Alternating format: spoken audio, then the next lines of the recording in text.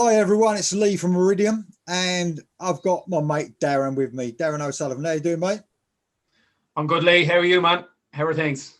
Yeah, not bad, man. Not bad at all. So, Darren had an idea, and he had it quite a while ago, actually. I think you mentioned this quite a while ago, and you said you'd love to do a review of this album. So, we're going to do a classic album review of Foreigner 4. So, man, what an album. But to tell you the truth, Darren is a lot more versed in this than I am. I love this album, and I love this band. And this is, if I actually thought and sat down about it, it'd probably be my favorite album, I reckon.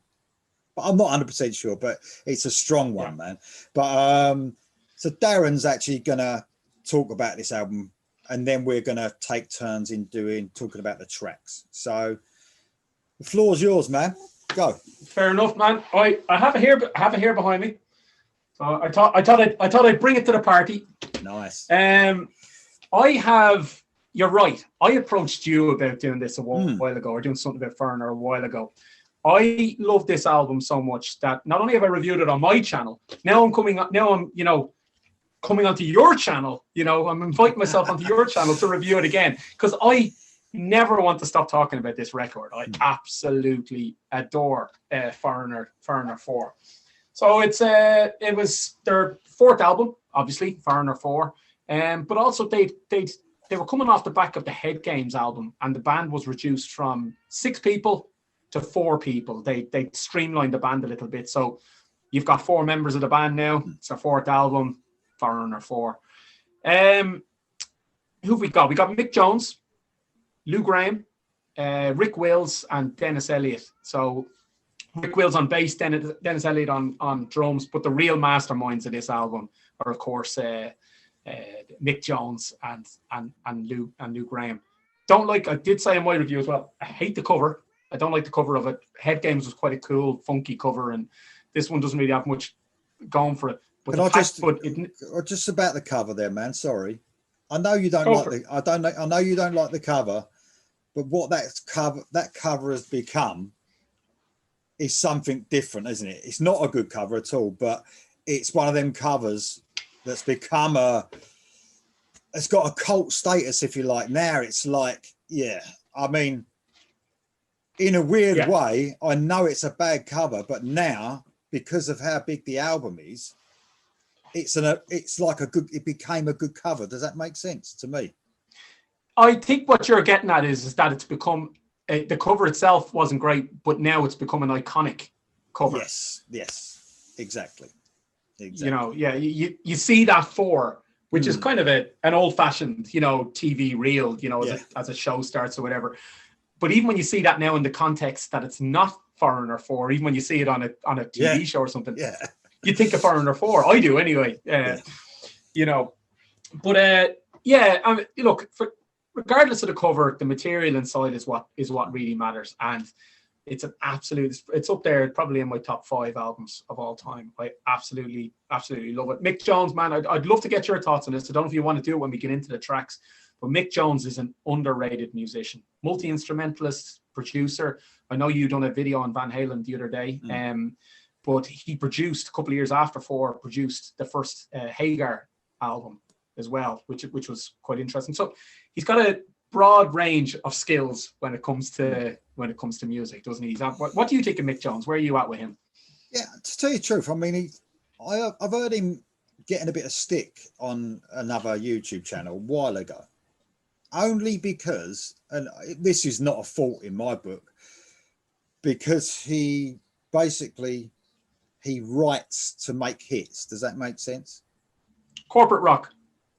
Yeah, but to me, if I like it, I like it, man. If it's good, it's good. Do you know what I mean? And that's it. That sort of stuff doesn't bother me. If it's nice to my ears and I like it, I buy it, or I listen to it, and that's as simple as that. I think they've had some great songs. Foreigner, man, they've had some brilliant songs. That's what counts, isn't it? Absolutely. I detest the term corporate rock, because I know Jonathan Cain from Journey hates that term, because Journey were lumped in. We won't go down the Journey rabbit hole, but Journey were lumped in with that same kind of title, Foreigner, Journey. maybe early to mid Survivor. They get thrown in as this kind of corporate rock kind of thing. I don't like it. I don't like the term. It's accusing people of selling out. Are you really selling out if you're making good rock music that people enjoy? I don't know. I don't think so. Not for me, anyway. No. If you like it, man, if it's good, it's good. If people don't like it, they won't buy it, will they? But exactly.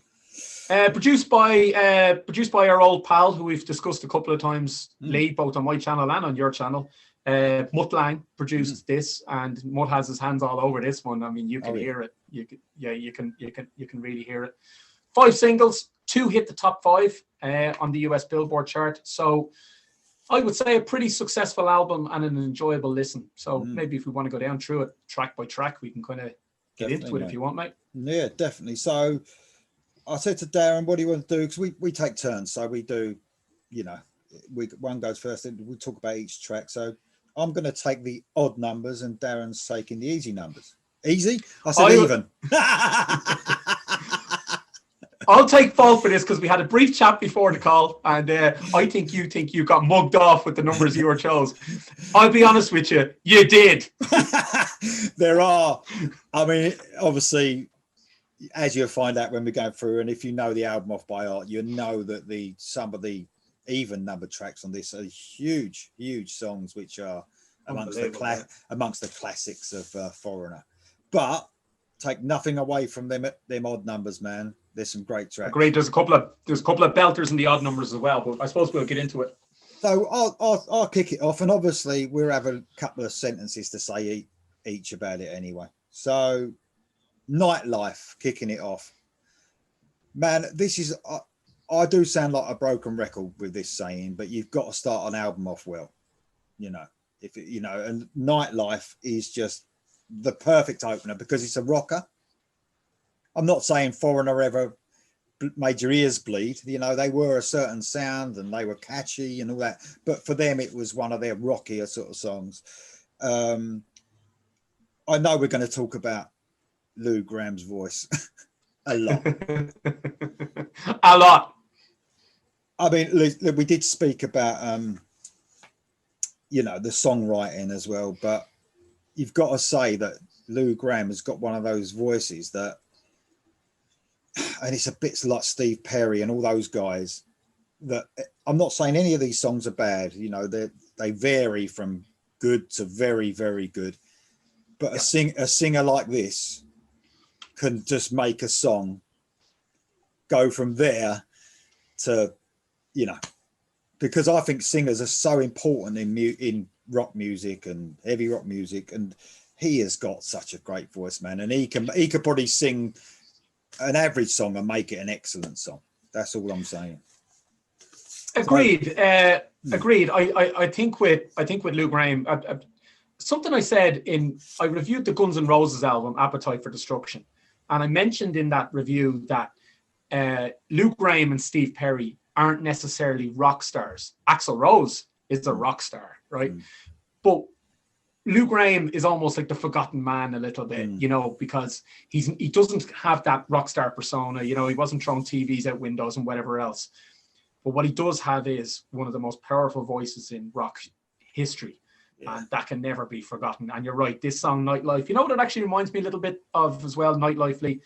Reminded me a little bit of something probably a decade earlier or so, maybe Tina Turner might have belted out. It had a little bit of a sound of that kind of St. Louis kind of sound of the mid 70s. Very heavy rock and roll sort of thing. Yeah, very real fun song, man. A really fun song. I mean, just it's really fun to listen to. I don't think there could have been a better opener on the album, maybe apart from the one you're going to talk about next. But when you're talking about great openers, it's a great opener. But I think the only one that could have maybe beat it as an opener would be the next track. I agree. And that next track is track 2, Jukebox Hero, which is funny when you talk me. Man, can we take it? Let's take a second here. Right, let's calm down. I'll calm down. You calm down. Audience, calm down. Right, we're going to talk about Jukebox Hero. Man, it's funny you talk about openers because this was the 3rd single off the record, and in my opinion, this should have been the first single. How was this not? How did they not release this? How was this the third single off the record? Unbelievable. Written jointly by Lou and Mick, kind of a fictional track about a young man. We've all done it, you know. We've all been there, you know it. You know that outside you couldn't get a ticket to get into a rock concert, and you can hear the acoustics banging through the wall, and this guy grows up to be a rock star of his own. But outside of the fictional story of the song, you talked about Lou's voice. This is where Lou is at possibly the best in his career. Yeah. Absolutely. We did a journey one before. We talked about Steve Perry on Separate Ways. This is, for me, is Lou Graham's Separate Ways. This is his big song. Just a fist pumper. You talk about, you drive home to, I don't know if is it where do you go? Do you go to your wife's home, or sometimes you say you've got to do a bit of a long drive sometimes, or whatever? Yeah, I travel from Cornwall to Kent, so you're talking 4.5 hours to see family. Yeah. There you go. This is one for the motorway. Fist out the window, driving along, you know, Jukebox hero, you and the missus singing along. Absolutely glorious track. And I think you're right. I think this could have opened the album. Yeah. Man, it's a great song. It's an absolutely great song. I love it. Brilliant, mate. Excellent. Well, the next one was a single as well. Not so well known, I suppose. The fourth single, Break It Up. Man, this is a great song. I love this one as well. Wow, you surprised me with that. Yeah, I love it, man. I think it's a great song. I don't know if Europe nicked the beginning of this for Carrie. I'm not really sure, but it's got like a little it's got like a little bit, yeah, it does sound a little bit like it. I was listening today, but only joking there, by the way. All musicians stumble across, you know, other musician stuff. It just happens, doesn't it? All them millions only so many notes and chords, Lee. Exactly. Looking at the lyrics a bit, because I know I've got you on here, mate, so I like to look at lyrics when you're on with me. Basically, you didn't satisfy the other half and you're trying to make her stay, that sort of thing.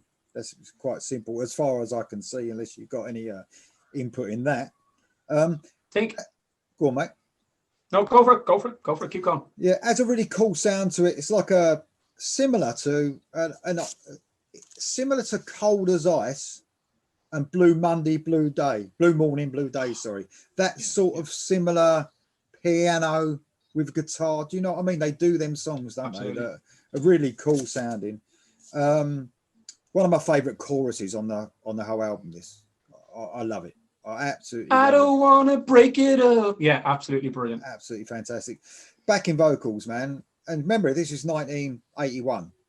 So you know the height of when backing vocals were really coming into play, didn't you? Like a few years later, weren't they?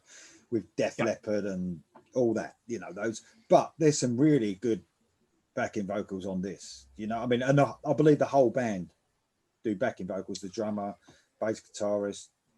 Yeah. And you know that means so much in AOR, stroke melodic rock, doesn't it? To have those sweet backing vocals to lift a song like it should be.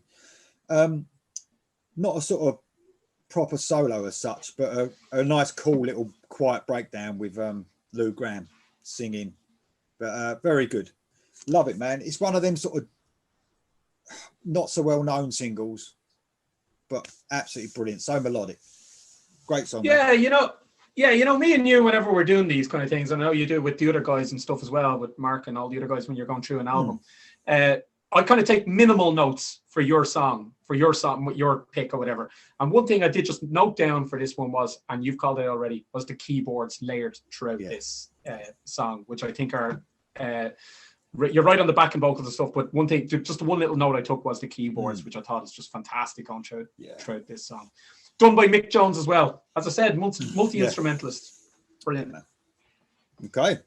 Well, you got a big one now. No, you haven't got a big one. I don't know Darren, by the way. I meant a big song. All right, didn't we?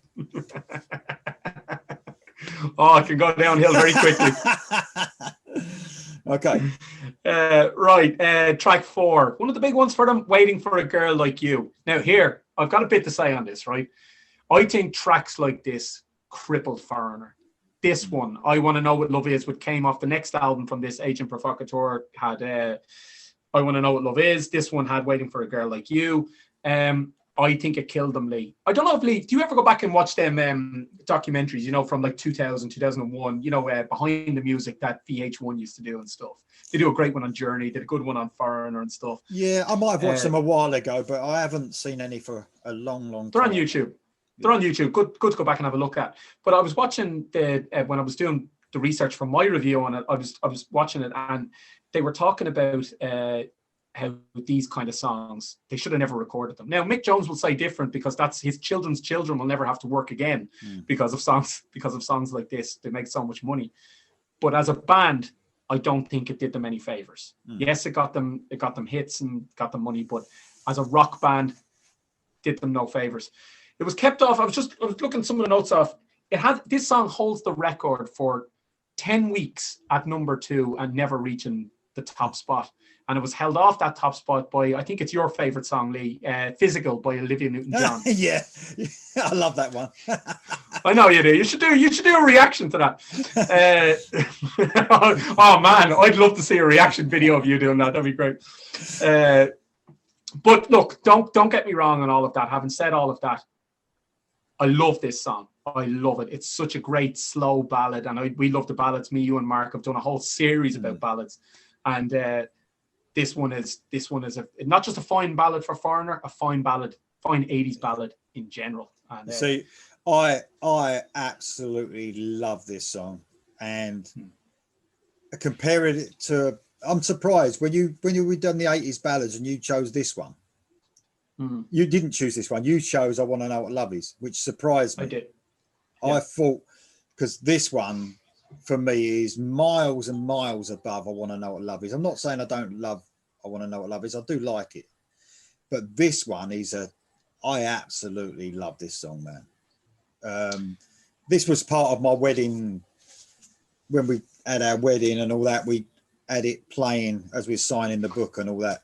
So I mean, it's perfect for that as well. I'm sure a few people have had that song, but man, I just love it. It doesn't get old, this one. Whereas if I Want to Know What Love Is comes on, it seems it's worn out to me compared to this one. I don't know why. Well, that's what I was going to ask you. Where did the lines blur? Is it because I Want to Know What Love Is so overplayed? I mean, that's fucking overplayed, that song. Is it because of that reason, or just that you haven't heard this one as much? Where did the lines blur that you actually prefer this one? I think I've heard them. We're going into nuances, you know. Yeah, I think I've heard them both enough to be sick of them. But this one, no, you know what I mean? I've heard them both a lot. If I was going to be sick of this one now, I will already be sick of it, you know. I think it's gone past that stage now. I get you. Yeah, no, you're right. It's just a gorgeous song. Gorgeous ballad, yeah, absolutely. Yeah, it is brilliant. Okay, right, we're moving on to the next one, which is Luanne. Is that how you say it? Is it? Yep, Luanne. Oh, I don't really like this one. This is like, for me, it's easily the weakest song on the album. I'll tell you why. Because it doesn't really do anything. It doesn't seem to go anywhere. It just comes and goes and doesn't. It's actually a single, the 5th single. I got a little bit worried about the first lyric until I found out it's actually 2 people that are young. It talks about waiting around for you after school, and I thought, hold on a minute, because I know that back then as well there were some dodgy lyrics going on in the 80s and the early 80s and through the 80s and there was and 70s. By today's terms, it's they're out of date. So that made me go and look exactly what the song was about, and it's about teenage love basically. So that was all exactly right. So two couple of things on this. I'll address your first point. The point you just made was that happens with a lot of bands because they write songs in their teens and then they're in their 70s on stage. I mean, the Rolling Stones do it. You know, they're in their 70s talking about, you know, teen love. You know, it's got to be taken in the context of the way it was written. So yes, if a 70-year-old Lou Gramm was standing on stage singing Luanne, it's not 70-year-old Lou Gramm that's describing it. It's Lou Gramm when he was 18, 17 singing about that. I'll say this for the song. I hate it. Oh, you don't like it? That's good. I'll tell you what the worst thing about it is, and the guitar, right, that's going on in the background, which is a sort of a poppy rock and roll sort of feel to it, right? It reminds me of a song which I fucking hate, and that's Walk of Life by Dire Straits. I can't fucking... Oh, I love that song. Oh, fuck off. Fucking thing. Oh my God. No. Horrible. Anyway, that's just my opinion. So anyway, very throwaway in my opinion. It's catchy, but it's very throwaway, this song. It just, like I said, it comes and it goes. Didn't do anything to me. Done. For a band that can write songs like Jukebox Hero and an album that only has 10 tracks, this is filler. And a band that's able to write other songs that they've written on this album, and only putting 10 tracks on an album, this should not be in here as filler. They can do better than this track, and disappointed. Yeah, but look, definitely. But look, so, we're all human. So what we have next? Darren's got another rubbish song to talk about, like in his choices. What you got there, mate? I flipped a coin as to whether I done evens or. No. Wait there. Sorry, one second. Right. Track 6, Urgent. Oh yeah. All right. That opening riff. Dun, dun, dun, dun, dun, dun, dun, dun, dun, dun, dun, dun, dun, dun, dun. I mean, for that alone, I'd listen to the first 30 seconds of this song over and over on loop. It's just Jones's guitar. You know what? I'd recommend anyone to see a good live version of this. They did a pretty good live version at. Do you remember Live Aid? Sorry, not Live Aid. Farm Aid was in. I think it happened a year after Live Aid. Foreigner were at this. Was in the States, and they were up on stage, and this was one of the songs that they had in the set list, where you get 3 or 4 songs, whatever. Great live version of this. Farm Aid, 1986. I'd say to anyone, if you want to see a good live version, watch it, and you can really see the band in operation. You can see the way Lou picks up the guitar for that opening riff. Synthesizers, Lou's voice, mixed guitar, epic. Man, what an excellent song. I absolutely love that song, man. It's absolutely brilliant. Yeah, that's an excellent song, man.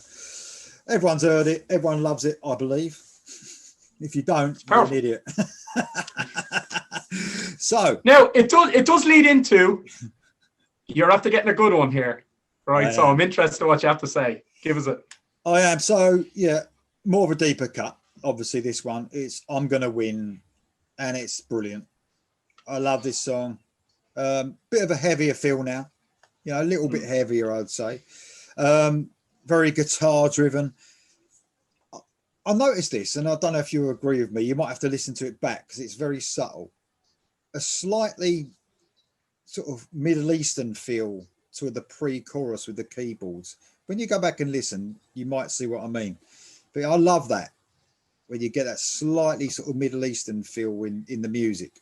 You might understand when you go back and listen. But I know the song like the back of my hand, and it's funny. Like I've never thought of that way, but now that you're saying it, I can. Maybe it might be the way it makes me feel, but that's how I felt listening to this. It's not as immediate as a lot of the other tracks, as in catchiness that, you know, would get your, you know, like Urgent, for instance. That's just like immediate, isn't it? But it's a brilliant track. Absolutely brilliant. I love there's a slight change to the rhythm guitar during the solo, and it's a very short solo, very to the point. Yeah. And I think Foreigner are good at that. You know, we spoke about how they write songs earlier. They don't overstay their welcome, do they? They come in with a little, like on this, you got to be talking, I don't even know if it's 10-second solo. it might not even be that. Quite cool lyrics as well, about basically, you know, getting a bit tougher, trying to make your life better, if for instance, you know, to get a bit tougher in life in general. I mean, I watched Independence Day last night for the 400th time, right? You know, the speech at the end.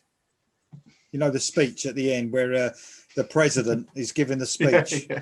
They should have just played this, man. I think they would have done. It would have been even better than that. You know. Absolutely. It's a great show. Before they got up and like went in for their last battle. You know what I mean? But yeah. Bill Pullman. Today we celebrate our independence day. It's cheesy but great, isn't it? Oh yeah, I love it, man. That was my favorite bit. That's my favorite bit, actually. I love it. You know what bit I love on this track I'm gonna win. There's a bit towards you're spot on with your analysis of it, and I nearly wanted to do this whole thing just to hear your thoughts on I'm gonna win, because it's my favorite song on the album. All right, do you know the bit towards the end where we're over the bridge, we're in the final chorus, we're careering down the hill to the end of the song, and Lou Graham just goes, "Oh, I pay the price, no more, Mr. Nice." Oh, yeah, that is just so good. And I always pick up on the silly little things like that, but it's just that lyric, "I pay the price, no more, Mr. Nice." The song is building up to that point where he now has the confidence to be who he wants to be and do what he wants to do. And you're right, it's great before a speech. Or I've been best man. I played this before doing a best man speech. It's just a confidence builder. Great song. Nice. Okay. I got a little bit shafted with my track 8. I'm not a big fan of Woman in Black, but it does remind me a bit of a song that came out probably about 10 years before, Witchy Woman by the Eagles. It reminds me, maybe if not sonically, just kind of lyrically, it reminds me a little bit of Witchy Woman, but it's not as good as Witchy Woman. I don't know if you like Witchy Woman or not, but I love the track Witchy Woman, and it's not as good as that, but it reminds me a little bit of that lyrically. But along with Luanne, it's the second song out of 10 that I'm not overly pushed on. That makes sense to me, because I've only written one line down to have my little say in this, and I put it's almost got a southern feel to it, especially the beginning, like a southern rock, very slightly feel to it. So Eagles makes sense, I suppose. There you go. There we go. Yeah. Okay, next. This is a good song. Girl on the Moon. So another deeper cut. This basically is about a girl that he dreams of that ain't really real, as far as I can see. Yeah, you're right. I took that from it as well. Yeah. Yeah, I mean, there's a lot of songs about that, and there's a few I know that rock songs in the 80s are about dreaming about women, but very cool.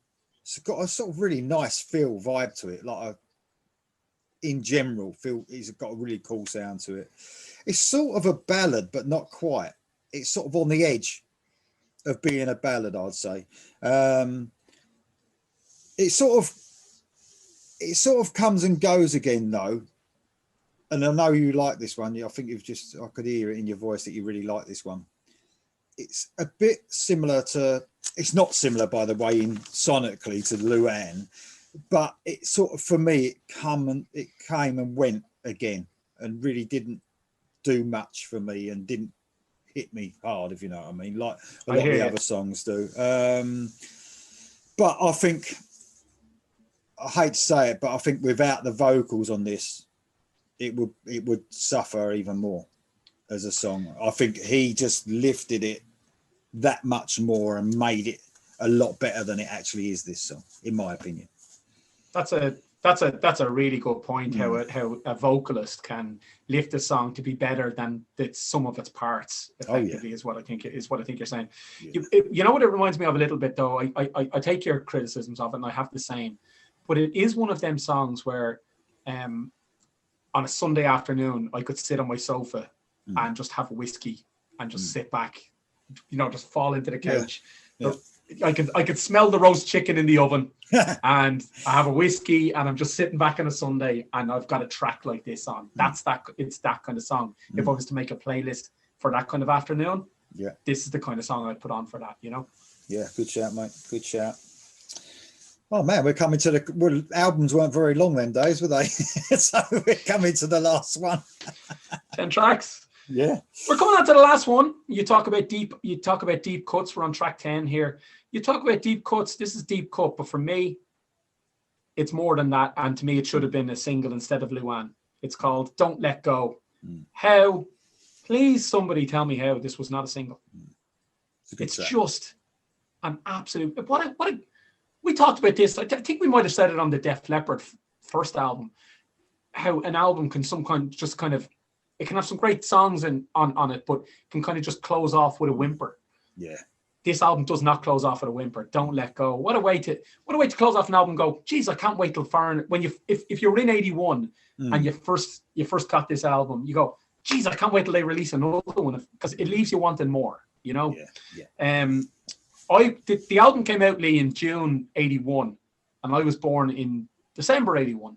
So I think I must have heard this album in the womb, because because I've always loved it. My dad didn't actually have this in his LP collection, but I've always loved Foreigner, right from being a kid and seeing them on MTV and whatever. Wait, you know, I want to know what love is and stuff. But I must have heard tracks like this when I was in the womb, because Don't Let Go is probably my third favorite on the album, behind I'm Gonna Win and Urgent. Yeah, it's a great song, man. It is. I've written down that it's got that real, I mean, it always out throughout the album, but it's a real classic Foreigner feel. You know, it's just, you wouldn't mistake it. It's a bit like, it's not the same song as Nightlife, but Nightlife has got that feel. You know, that's the typical Foreigner feel you want. And I think that's got it as well. Don't Let Go's got it. A real summer song, as far as I'm concerned. Fun. A real summer song, that one. Is there a female backing track on this as well? Or female backing vocals? I think so. I was listening to it again today, and I noticed there's quite a few female backing vocals on the album. It might be this one, but man, it's a great closer, like you said. They bookended it well, didn't they? Beginning and end was pretty perfect, really. Beginning and end, yeah, no, absolutely. And I'll never get tired of this album. Never, never, ever. I would listen to this, or at least a couple of songs off this, a couple of times a week. Yeah. Particularly I'm Gonna Win. Love it. No, that's the new Independence Day speech now, isn't it? That is it. You know, if they bring out a third one, we should, suggest it. I don't think they are. I didn't like the last one. I didn't like that second one. That's not the direction I would have went. No, it's awful. No, exactly. But the first one, great. I don't know how we've managed to churn out an Independence Day review out of a Foreigner 4 album review, but somehow we've managed it. Exactly, mate. All right, listen, mate, it's been great fun. Any last words before you go? No, let's do something else again. Let's do another album sometime. I agree. I totally agree. All right, man. Well, cheers for joining me. I'd just like to know what the subscribers, and I mean, not every one of my subscribers will be listening to Foreigner, but there's a lot of guys out there who listen to this channel that like the softer side of the, rock.